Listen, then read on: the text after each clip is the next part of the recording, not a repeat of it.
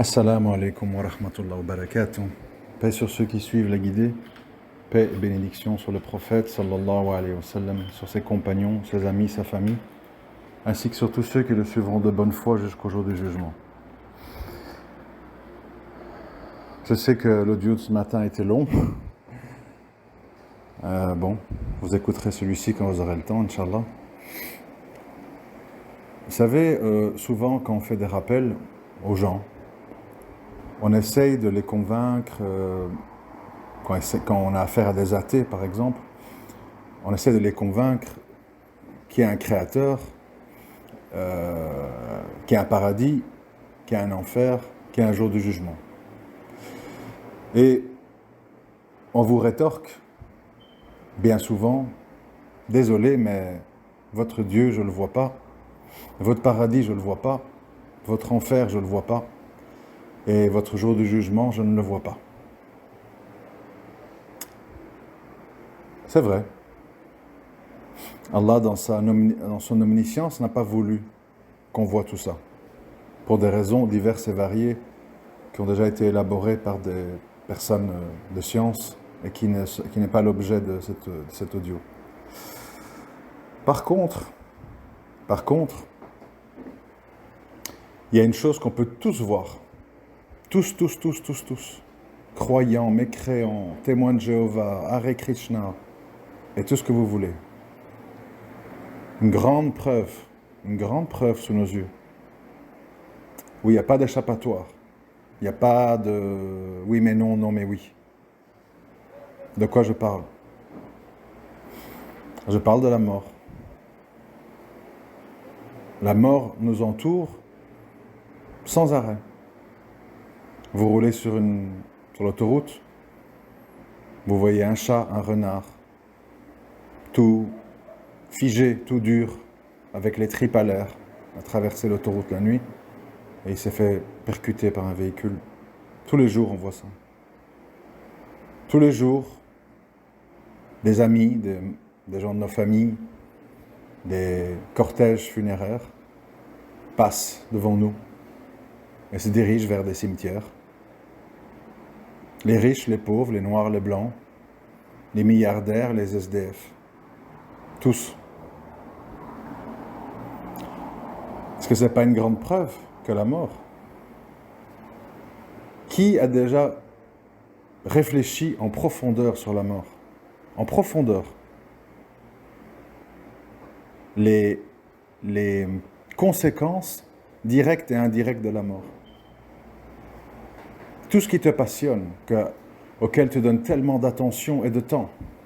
Match de football, course aux richesses, course au mariage, course au sexe, course aux voitures, toutes plus sportives et luxueuses les unes que les autres.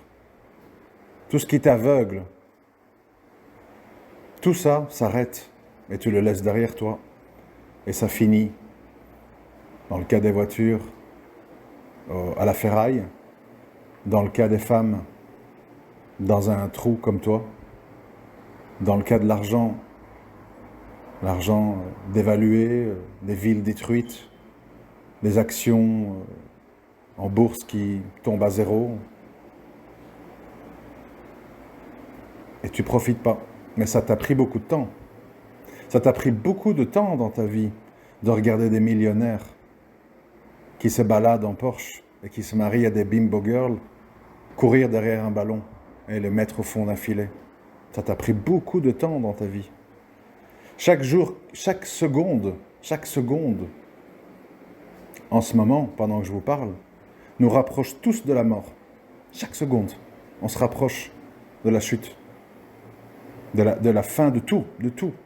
La fin des illusions, la fin des rêves, la fin des mirages. Chaque seconde, on se rapproche. On fait un pas vers la mort. Certains, il y a encore 100 mètres devant eux. Certains 1 kilomètre, certains 10 kilomètres. On ne sait pas. Mystère. Des jeunes, des vieux, des bébés. Des gens qui se traînent en sale état. Comme les Rockefeller et compagnie, jusqu'à 94 ans, 98 ans. Avec des cannes, avec des rides, ils bavent, ils vont aux toilettes dans leurs pantalons. Allah les humilie jusqu'au bout. Pour certains d'entre eux, bien entendu, pas tous. Quand on sait tous que la mort, c'est le terminus pour nous tous, où qu'on soit dans n'importe quel pays, à n'importe quel moment, inattendu, comment se fait-il que nous brûlions notre âme, notre temps, nos pensées, nos rêves, pour des choses dont on sait très bien qu'ils seront une gratification très temporaire. L'âme humaine, quand on la connaît, quand on l'a analysée, quand on sait analyser soi-même, on sait très bien. Une fois que tu as eu l'iPhone 11, tu attends le 12. Une fois que tu as eu une Porsche, tiens, c'est comment une Lamborghini? Une fois que tu as eu, je sais pas, une Suédoise, tiens, c'est comment une Russe? Tiens, c'est comment une Africaine? Et la Japonaise, elles sont comment? Elles sont plus soumises? Tu passes d'illusion en illusion, de mirage en mirage, de fausse piste en fausse piste, tout en sachant que tout ceci va s'arrêter. L'enfer qui est contrôlé, gardé par 19 anges, dont leur chef est Malek, seront des anges d'une dureté absolue. Connaîtront pas la compassion, n'écouteront pas les plaintes, les supplications, pardon. Ils n'entendront pas. Pourquoi?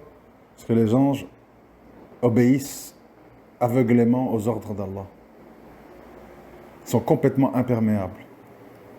Un peu comme... c'est une reconstitution, bien sûr. Hein. Nous, on ne fait que faire des copies.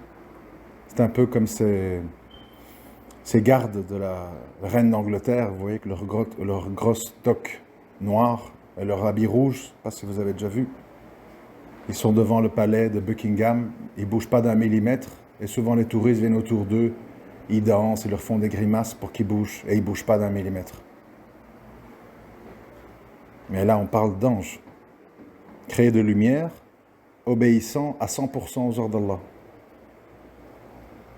Les gens en enfer, et qu'Allah nous en préserve, ils vont supplier, achevez-nous, achevez-nous, achevez-nous. Demande à ton Seigneur de nous achever. Non. C'est l'enfer éternellement, avec la peau renouvelée encore et encore, pour ressentir la douleur. Si on réalisait tous un quart de demi-seconde de quoi on parle, on se jetterait sur nos tapis, on donnerait tout notre argent, on se pardonnerait tous les uns les autres, on arrêterait de se cracher dessus, de divorcer, tes péchés, mes péchés. Et tu as fait, et tu as dit, et j'oublierai jamais. Ouais, mais toi, avant. On consume notre âme, on consume notre salive pour des choses qui ne vont pas nous aider le jour des comptes. Ils ne vont pas nous aider. Je suis toujours étonné que tout le monde espère la miséricorde d'Allah. Tout le monde espère la miséricorde d'Allah. Mais qui pardonne dans sa vie? Qui pardonne dans sa vie? La personne ne mérite pas le pardon. La personne, elle est ingrate. La personne ne valorise pas votre pardon. C'est possible. C'est possible. Ça peut arriver. Mais c'est vous qui aurez la récompense. Voilà pourquoi on dit toujours qu'on fait les choses pour Allah. Et Allah, il va voir votre effort d'avoir écrasé votre nefs pour pardonner. Il va dire, mon serviteur, il a réussi à surpasser sa nature animale, qui vise à se venger, à haïr, à salir, à ne jamais oublier, à toujours vouloir remettre sur la table les vieilles histoires. Et il y a 10 ans, quand maman est morte, la maison, on l'a partagée en 4, fallait la partager en 5. J'ai touché 30 000 euros, je devais en toucher 45 000, j'oublierai jamais. Ça vaut la peine tout ça? Des familles détruites, la haine, on se fréquente plus, des enfants loin de leur mère, des enfants loin de leur père, des vieux qui meurent tout seuls, des jeunes dans la course aux richesses, à poursuivre, on ne sait pas trop clairement quoi. Une nouvelle Golf, des vacances à Dubaï. C'est quoi en fait? Qu'est-ce qui vaut la peine qu'on se détourne de la mort et de son rappel? C'est quoi qui vaut la peine? Série Netflix? Je sais pas. Une chose est sûre, certainement que ce rappel va être un rappel, par définition pour vous, mais la question, est-ce que c'est normal que nous, en tant que musulmans, on oublie cette preuve qui est sous nos yeux? Pas un truc, on m'a dit, je crois peut-être, l'enfer, le paradis, ben je sais que c'est dans le din, mais j'arrive même pas à me l'imaginer. Les houris, c'est quoi? Les délices, c'est quoi? Vous savez, petite parenthèse, récemment une sœur, elle m'a dit, une sœur pratiquante, une sœur sérieuse, pas une sœur, pas une sœur Instagram fashion, ok? Elle m'a dit, moi, j'aimerais que dans mes conditions de mariage, mon futur mari, il écrive et il s'engage qu'au paradis, il n'aura pas d'autre femme que moi. Subhanallah. Subhanallah. Je peux comprendre, mais je dis quand même Subhanallah. Alors que nous savons tous quoi? Que dans cet endroit, nous sommes dans un autre paradigme qu'ici.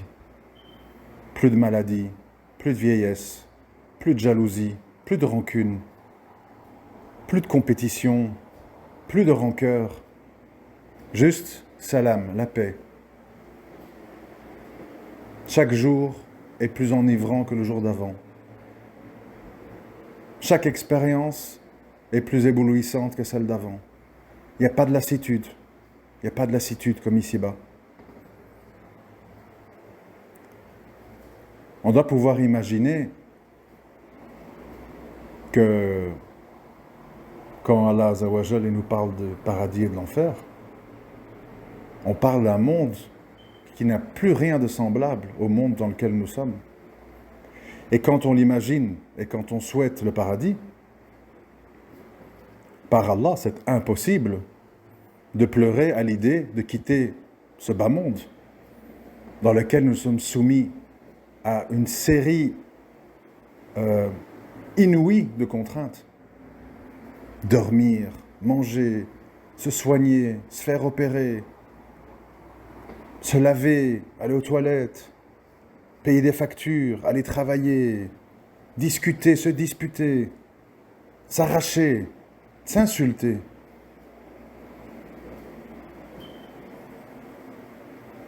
Ceux qui n'ont pas encore compris qu'ici-bas, c'est un endroit de lutte, surtout pour le croyant, puisqu'il sait que pour avoir une pâle copie, extrêmement pâle copie du paradis, même s'il a un budget illimité, il sait que ça va impliquer de transgresser sa religion. Par rapport au riba, par rapport à la pudeur, par rapport à la mixité, par rapport à plein de choses. On le sait tous.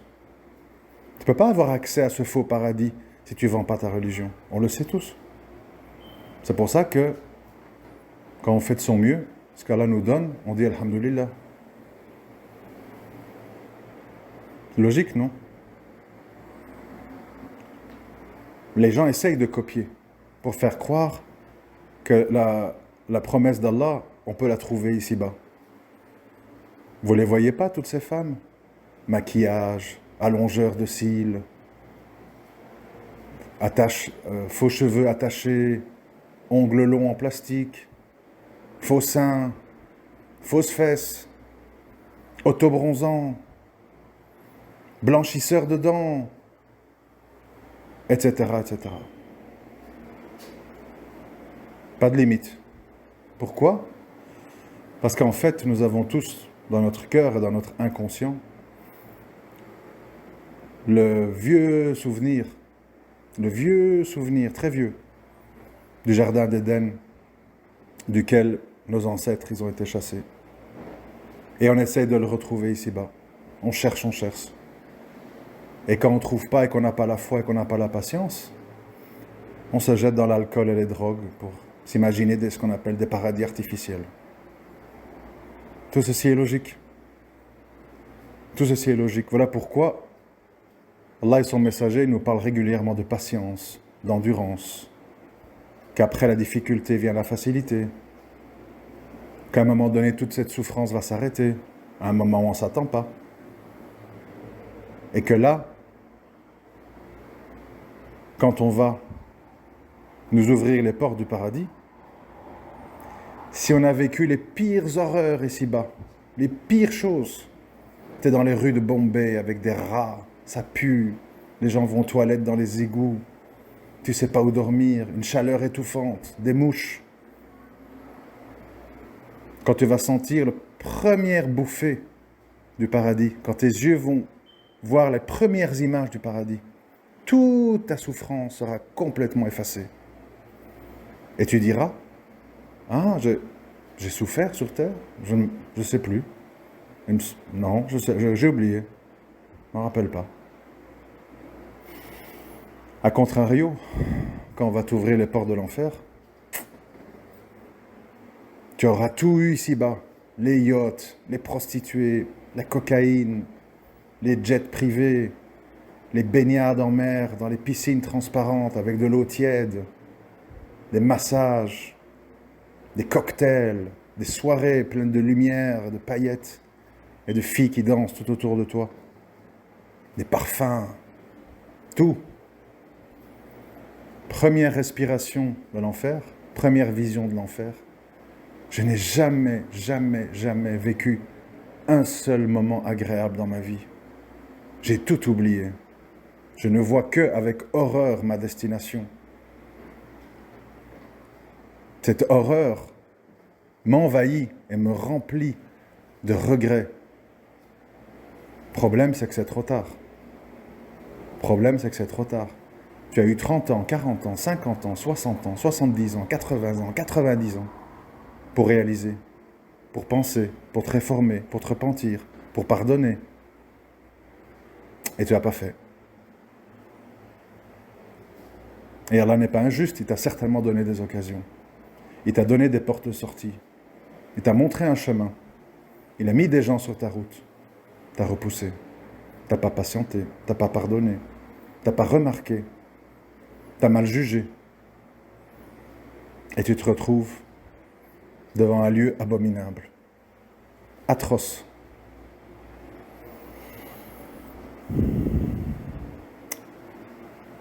Pour les sceptiques, n'oubliez pas, et je conclus là-dessus, la mort est une réalité visible tout autour de vous. Durant la période de cet audio, sur cette planète, on a dû perdre des centaines de milliers de gens. Juste durant cet audio, des centaines de milliers de gens, aux quatre coins du monde. Assalamu alaikum wa rahmatullahi wa barakatuh.